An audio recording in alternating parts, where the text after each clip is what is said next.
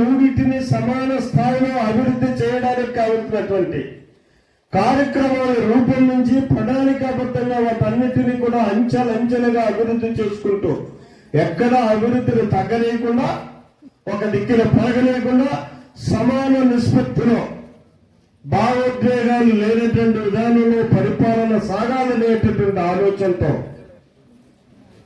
ఆలోచన చేసే చంద్రబాబు సరే లోకేష్ బాబు దాన్ని శాసనసభలో మేమంతా కూడా ఆమోదించాం. అదే రకంగా ఇవాళ మొదలైంది. మన జోడికే మొట్టమొదటి వేల కోట్ల రూపాయల పెట్టుబడులతో 2,200 ఎకరాల భూమిలో ఇవాళ మనం చూసుకున్నట్టయితే స్టీల్ ఫ్యాక్టరీ వస్తుంది. 1,00,000 ఉద్యోగాలు వస్తాయి డైరెక్ట్ గా ఇండైరెక్ట్ గా. మీ అచ్యుతాపురం నుంచి కూడా ఉద్యోగాలు పొందడానికి అర్హతన్న వాళ్ళు ఉంటే అక్కడ ఉద్యోగం చేసుకునేటటువంటి అవకాశం కలుగుతుంది.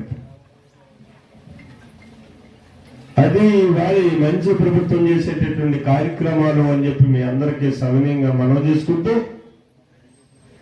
సగం మంది ఖాళీ అయిపోయారు. అయితే ఇంకా చాలా చెప్పాల్సింది ఉంది. ఎందుకంటే మాట్లాడే వాళ్ళు ఎక్కువైపోయారు, మీకు బోరు కొట్టేసింది.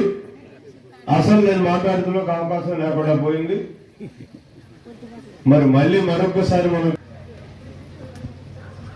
రహదారి సౌకర్యాలకు కరువు ఉండదు, పారిశుధ్యానికి కరువు ఉండదు. ఈ మూడు ప్రామాణికంగా చేసుకునే ఇవాళ చంద్రబాబు నాయుడు గారు మమ్మల్ని అందరినీ జాగ్రత్త వహించి పరిపాలన చెయ్యండి అని చెప్పి ఎప్పటికప్పుడు హెచ్చరిస్తున్నటువంటి పరిస్థితి ఉంది. అలాగే విద్యా విధానానికి కానీ వైద్య విధానానికి కానీ నూతన వనరులను తీసుకొచ్చి మనకి గవర్నమెంట్ డిగ్రీ కాలేజీ కూడా గోకవరంలో తొందరలో మనం ఈ ఎకనామిక్ ఇయర్కే తేవాలనేటటువంటి ప్రయత్నంలో నేను పనిచేస్తున్నాను. ఖచ్చితంగా దాన్ని కూడా సాధించేస్తాం.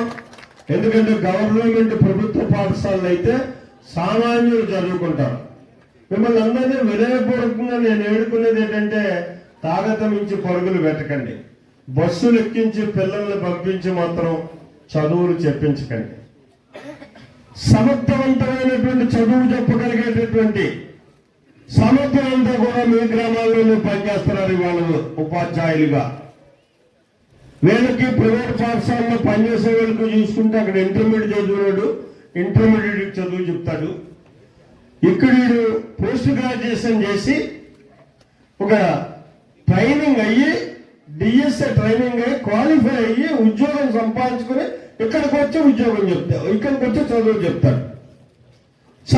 వాళ్ళు సమర్థవంతంగా చదువు చెప్పాలనుకుంటే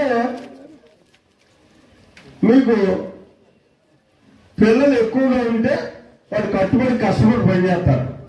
పిల్లలు కూడా చూడండి, 12 పిల్లలు ఉన్నాయనుకోండి, దాని చుట్టూనే రెక్కల్లో దాచుకుని జాగ్రత్తగా పెంచుతుంది.